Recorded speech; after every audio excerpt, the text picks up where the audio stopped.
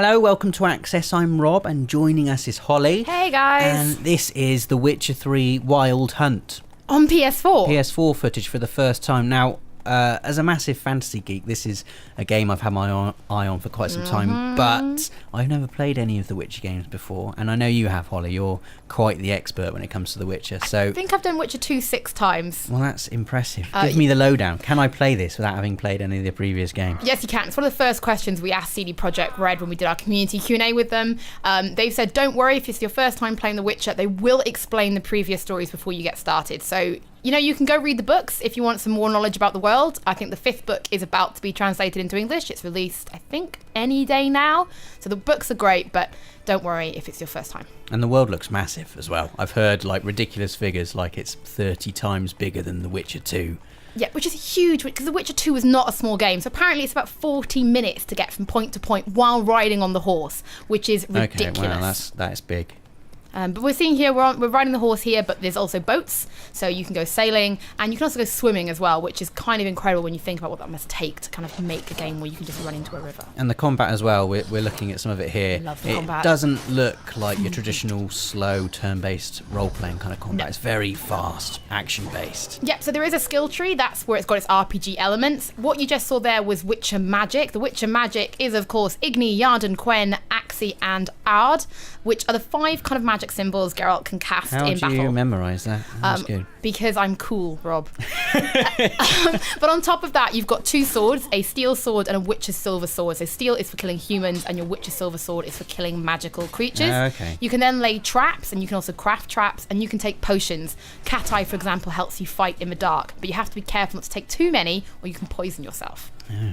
And it looks quite dark as well. It looks more...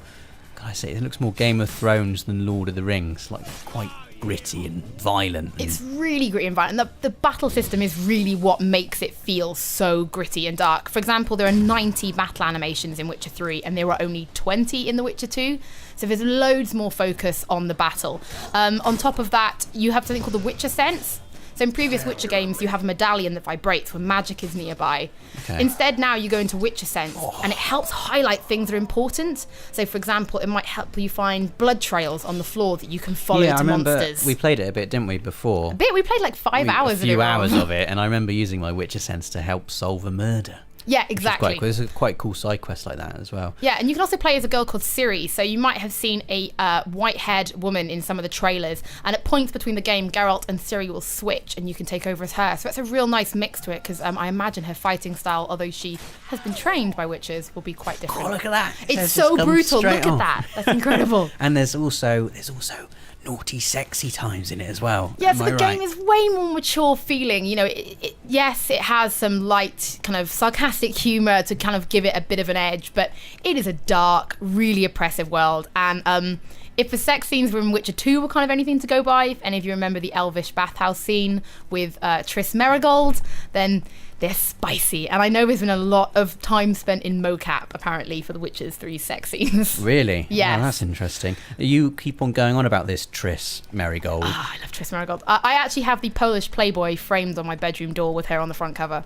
I'm a big fan of Triss Merigold. That's some devotion. That is some devotion. Yeah, I mean, what I like about these games, I like just walking around them on a horse, like we're seeing here, with the sky looking pretty and pink. Well, on a horse, it will take you 40 minutes hair bobbing to see the world. Up and down. I mean, it just looks so beautiful. Rob, watch this bit. Because if anyone knows Rob, you know that he has a real thing about water in video games. Because it's how you used to measure all video games when we were kids, about how good it was. I don't care about the story. I just want the water to look nice. I want his hair to bob up and down like it's doing there, and the clouds to look rosy.